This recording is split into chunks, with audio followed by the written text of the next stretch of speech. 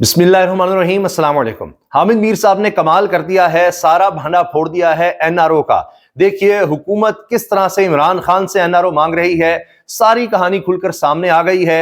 अब ये जो बात की जाती है कि जी हम एनआरओ नहीं देंगे, फलां नहीं देंगे, ये नहीं, हुकूमत के जितने बयानात हैं, जितना बयानिया है, वो सारे का सारा फारिग हो गया है। आप सुनिए कि हामिद मीर ने क्या बात की है। ये जाहिर बात है, किसी भी इंडिपेंडेंट जर्नलिस्ट की ये महबूबा तो नहीं बन सकती ये जो हुकूमत है, लेकिन इस हुकूमत की अदाएं किसी इंडिपेंडेंट जर्नलिस्ट की महबूबाई हुकूमत नहीं बन सकती, यानी इनके हक में कोई ये बात इंडिपेंडेंट जर्नलिस्ट नहीं करेगा, ना ही उसको कोई इस तरह की बात कहेंगे। लेकिन सबको नजर आ रहा है कि असल हकीकत क्या है। आगे सुनिए। और इसके नाज नखरे देख के तो आप उसकी ख्वाहिश का अंदाजा लगा सकते हैं, और वो ख्वाहिश ये है कि हुकूमत कह रही है इमरान खान साहब से कि भाई प्लीज हम तुम्हें बहुत कुछ देने के लिए तैयार हैं, तुम भी तो हमें कुछ दो ना। तो हुकूमत के नाज रखने अंदाज एक एक चीज बता रही है कि हुकूमत इमरान खान से कह रही है हम तो तुम्हें बहुत कुछ देने को तैयार हैं, तुम भी तो हमें कुछ दो। इमरान खान से कहा जा रहा है एनआरओ मांग रही है, वो एनआरओ ये है कि हुकूमत एनआरओ मांग रही है, हुकूमत एनआरओ मांग रही है। और वो एनआरओ क्या है वो भी सुनिए। खान साहब जो है वो कुछ अरसे के लिए बड़ी गाला में या नथिया गली रेस्ट हाउस में चले जाएं और सिर्फ इतना मान जाएं कि जी आप अगर रहा हो जाएंगे तो आप ना तो नए इंतखाबात पे इसरार करेंगे और अपने घर से बैठे रहेंगे और बैरिस्टर गौहर साहब को चेयरमैन रहने दें, आप आजाद हो जाएंगे, लेकिन आप पार्टी के मामला नहीं चला सकेंगे। तो ये बस इतना कर दें हमारे लिए कि आप आजाद हो जाएं, लेकिन बैरिस्टर गौहर को ही रहने दें आगे, और आप इस हुकूमत को चलने दें। ये है एनआरओ। अब जो है ये तहरीक इंसाफ के बहुत से रहनुमाओं के साथ ये बात की गई है और उन्होंने मुझे भी ये बात बताई है। तो ये एक तरह का एनआरओ हुकूमत मांग रही है इमरान खान से कि भाई हम आपको ग्रेजुअली आपको रिलीज कर देंगे, पहले आप बनी वाला या नथिया गली चले जाए, उसके बाद आपको एनआरओ मांग रही है कि आपको ग्रेजुअली हम रिलीज करते हैं, तो भी देंगे, ठीक है, लेकिन फिलहाल आप पार्लियामेंट में नहीं जा सकते। खान साहब इस पर तैयार नहीं। ठीक है, अच्छा सर आप ले जी, ये बात की जा रही है। अब आप अंदाजा लगाइए कि किस तरह से अब एनआरओ की खबर सामने आ गई है। बाकी पंजाब हुकूमत भी डगमगा रही है। मरीम नवाज साहिबा, वैसे ही फॉर्म 47 की गवर्नमेंट है, पीपल्स पार्टी के बयान भी तुम तो तेज हो रहे हैं। वो कहते हैं अच्छा पंजाब में नहीं मिल रहा तो फिर प्रेशर बढ़ाओ। पीपल्स पार्टी का नून लीग पर पंजाब में सियासी दबाव बढ़ाने का फैसला। अब जिनके जरिए यहां पर गवर्नमेंट बनाए बैठे हैं वो कह रहे हैं दबाव डालते जाओ। जब आपके पास अवाम मैंडेट नहीं होगा, आपके सो कॉल्ड इत्तेहादियों को भी पता होगा कि जाली मैंडेट है आपके पास, तो फिर वो दबाव तो डालेंगे, वो इस तरह की हरकतें करेंगे, ब्लैकमेलिंग तो होगी। फिर आपने जब उस वक्त मुआहदे किए कि हाँ जी आप हमारे साथ आ जाएं, हुकूमत हमारी बनवा दें, जो कहेंगे वो होगा, फलां इलाका आपका, ये इलाका हमारा कब्जा, ये चीज हमारे डोमेन में, इस तरह अब वो हो नहीं रहा और इस वजह से अब लड़ाई पड़ी हुई है। अब पंजाब हुकूमत भी खतरे में नजर आ रही है। इस्लामाबाद हाई कोर्ट ने लतीफ खोसा को बैरून मुल्क जाने की इजाजत दे दी। अब अंदाजा लगाइए कि अदालतों में केस ले जाना पड़ता है, फलां को रोक दो, फलां को रोक दो, किसी को बाहर नहीं जाने देना। आप ट्रायल कोर्ट में बयान हल्फी दें कि जब अदालत बुलाए तो पेश होंगे, हाई कोर्ट की लतीफ खोसा को हिदायत। तो ये आप इस शर्त पर इनको बाहर जाने की इजाजत मिली है। इससे मुझे याद आ गया कि मियां नवाज शरीफ भी वैसे ये कहकर गए थे, फिर वापस नहीं आए थे 4 साल। जस्टिस मोहसिन अख्तर कियानी ने लतीफ खोसा का ईसीएल से नाम निकलवाने की दरखास्त पर समाअत की। सरदार लतीफ खोसा एडवोकेट अदालत में पेश भी हुए। अब आप देखिए ईसीएल में इनके नाम है, इतने सीनियर एडवोकेट के नाम है। मियां नवाज शरीफ साहब के वाले से भी खबर आ रही है कि इस महीने के आखिर तक वो फिर बरतानिया जा सकते हैं। ये खबर आ चुकी है, उनके लिए भी तैयार है और ये अदालतों से तहरीक इंसाफ के लोगों को इजाजत लेनी पड़ रही है। ये सूरत हाल है, लेकिन बहरहाल तैयारे बहुत से लोगों के तैयार हो रहे हैं जाने के लिए। लतीफ खोसा साहब को तो इजाजत मिली। पीटीआई सेनेटर को इलेक्शन कमीशन से बड़ा रिलीफ मिल गया। ले जी, तहरीक इंसाफ के लिए आज जुमेरात के दिन ये अच्छी खबर आ गई। वैसे इनके लिए अक्सर जुम्मा जो है वो खुशखबरियों का दिन होता है, जुमेरात को भी खुशखबरी आ गई है। पीपल्स पार्टी के सेनेटर शहादत अवान के रेफरेंस को इलेक्शन कमीशन ने मुस्तरद कर दिया और रिलीफ बहुत बड़ा मिला है, क्योंकि सेनेटर सैफुल्लाह अबड़ो की नाअहली से मुतालिक रेफरेंस का महफूज फैसला सुना दिया, जिसमें ईसीपी ने पीटीआई सेनेटर सैफुल्लाह अबड़ो के खिलाफ रेफरेंस को खारिज कर दिया। अच्छा, अब ये इलेक्शन कमीशन क्यों पीटीआई को रिलीफ देगा, वो भी कहानी सुन लीजिए।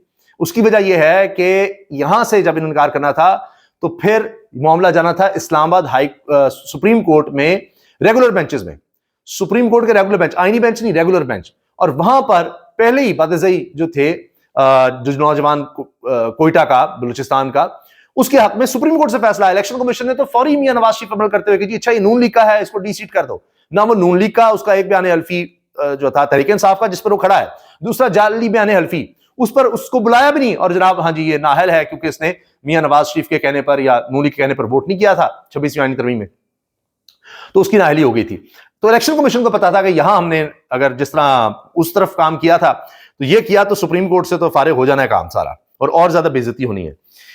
पीटीआई रहनुमाओं का बानी इमरान खान से मुलाकात के लिए जेल हुकाम से राबता, 26वीं आईनी तरमीम के खिलाफ दायर दरखास्तों से मुतालिक नई दरखास्त दायर, एक और दरखास्त आ गई है, और ये सुप्रीम कोर्ट बार की तरफ से आई है जी। सुप्रीम कोर्ट में 26वीं आईनी तरमीम के खिलाफ दायर दरखास्तों से मुतालिक नई दरखास्त दायर, लाहौर हाईकोर्ट बार ने फुल कोर्ट तश्कील देने की मुतफरिक दरखास्त दायर की है, और इसमें मौक़िफ़ इख्तियार किया गया है 26वीं आईनी तरमीम का केस इंतहाई अहमियत का हामिल है। आईनी तरमीम के मुकदमात की माजी में भी फुल कोर्ट ने ही समाअत की थी। अब ये लाहौर हाईकोर्ट बार की तरफ से आया है, इससे पहले सेक्रेटरी सुप्रीम कोर्ट बार ने भी शायद इस तरह से दरखास्त दी है। हुकूमत को साना डी चौक का पूरा हिसाब देना होगा, बैरिस्टर सैफ। पीटीआई ने इमरान खान से मुलाकात के लिए कोशिशें तेज कर दी, मुज़ाकराती टीम को मुलाकात नहीं करवाई जा रही, तो उस पर अब ये कहा जा रहा है कि फिर क्या फायदा ऐसी हुकूमत का जो मुज़ाकरात के लिए मुलाकात भी नहीं करवा सकती, उनका तो इख्तियार इतना भी नहीं है।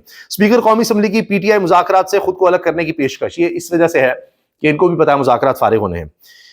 पीटीआई मुज़ाकराती कमेटी की आज अडयाला जेल में बानी से मुलाकात का इम्कान, ये इम्कान ही है जी, क्योंकि उमर यूबी कह रहे हैं हुकूमत वाकई इख्तियार रखती है तो इमरान खान से मुलाकात कराई जाए। ये तो मुलाकात इमरान खान से करवा सकते हैं, इन्होंने बाकी क्या कर लेना है। अच्छा, जो पीपल्स पार्टी और नून लीग में मैच पड़ा हुआ है ना, उसकी तफसील पर आते हैं, क्योंकि ये मैं आपको अंदर की बात बता रहा हूं कि ये चाहते हैं कि कुछ इलाके इनके पास हो, फंड्स का मामला हो, ताकि ये समझते हैं कि सिंध का सिस्टम हम कुछ थोड़ा सा पंजाब में लागू कर सकें कि फलां बंदा हमारा लगेगा, इस तरह लगेगा। वहां कहानी बिगड़ी हुई है। पीपल्स पार्टी का नून लीग पर पंजाब में सियासी दबाव बढ़ाने का फैसला। बाखबर जराये के मुताबिक पाकिस्तान पीपल्स पार्टी ने पंजाब में पावर शेयरिंग फार्मूले पर अमल दरामद कराने के लिए सूबाई हुकूमत को सियासी तौर पर मजबूर करने का फैसला किया है। अब देखिए, जब मजबूर करेंगे तो खबरें तो निकलेंगी।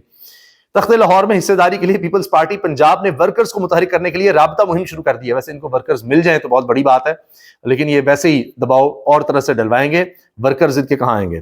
पहले मरहले में जिले सतह पर पार्टी को मजबूत करने के लिए वर्कर्स कन्वेंशन करके कारकुनों को मुतहरिक किया जाएगा। इस दौरान सूबाई हुकूमत की पॉलिसियों का पोस्टमार्टम करके कारकुनों में जोशो खरोश पैदा किया जाएगा। कारकुन ढूंढ ले पीपल्स पार्टी, तो बड़ी बात है जी। मरकज में पावर शेयरिंग इश्यूज, दोनों पार्टियों की आला क़यादत में राबतों और साथ चलने पर इत्तेफाक राय के बावजूद शेखुपुरा वर्कर्स कन्वेंशन में सूबाई रहनुमाओं की तकारीर ने वाज़ेह कर दिया कि पाकिस्तान पीपल्स पार्टी विफाक और पंजाब में अलग अलग मौक़िफ़ अपनाने जा रही है। और फिर ये हो सकता है कि आहिस्ता विफाक में भी प्रेशर हो, पंजाब में कहेंगे जी नहीं अलग। ये भी जिस तरह एमकेएम थी ना, उनसे उन्होंने सीखा है कि एक ही टिकट में दोनों मजे ये लेने की कोशिश कर रहे हैं, जो कि कोई आसान नहीं है, इनको मिलना मुश्किल है। इमरान खान से के हवाले से मैंने आपसे अर्ज किया कि मुज़ाकरात तो मुझे कहीं जाते नजर नहीं आ रहे, जो हुकूमती मुज़ाकरात हैं।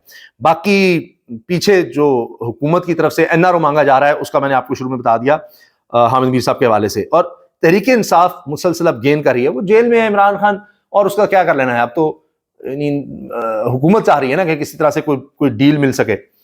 अब देखिए, इलेक्शन कमीशन को भी नजर आ रहा है चीजें बदल रही हैं, तो अब इस पर इलेक्शन कमीशन ने फैसले में कहा कि सेनेटर सैफुल्लाह अब्ड़ो टेक्नोक्रेट की हैसियत पर पूरा उतरते हैं। कमीशन ने चेयरमैन सेनेट के जरिए पीपल्स पार्टी के सेनेटर शहादत अवान के रेफरेंस को मुस्तरद कर दिया। अब ये मैं अर्ज कर दूं कि अगर ये मामला आईनी बेंच के सामने जाना होता ना, रेगुलर बेंच के सामने नहीं, तो इन्होंने इनको भी नाहल कर देना था कि जी अच्छा जी नहीं ठीक है, एक और सेनेटर कम हो जाए तहरीक इंसाफ का। लेकिन वो वक्त अब गुजर गया। देखिए, अभी भी मखसूस नशिस्तों का फैसला नहीं दिया सुप्रीम कोर्ट के हुक्म के बावजूद, इन्होंने नहीं उनको दी, तो उससे क्या फर्क पड़ गया है? क्या हुकूमत उससे मजबूत हो गई है कि नहीं आ रहा? हाँ, दे देंगे तो और कमजोर जरूर हो जाएगी, लेकिन कुछ इनका बन नहीं सका उसके बावजूद। और अगर फर्ज करें इनको दे भी देते हैं सीटें, फिर भी इनका कुछ नहीं बनना। उसके बगैर भी तो उन्होंने 26 आईनी तरमीम करवा ली, इनका ख्याल है महदूद आई सिरत मिल जाएगी और इस तरह से हम कुछ कर लेंगे, फिर भी बनना कुछ नहीं है। इजाजत दीजिए, अल्लाह हाफिज।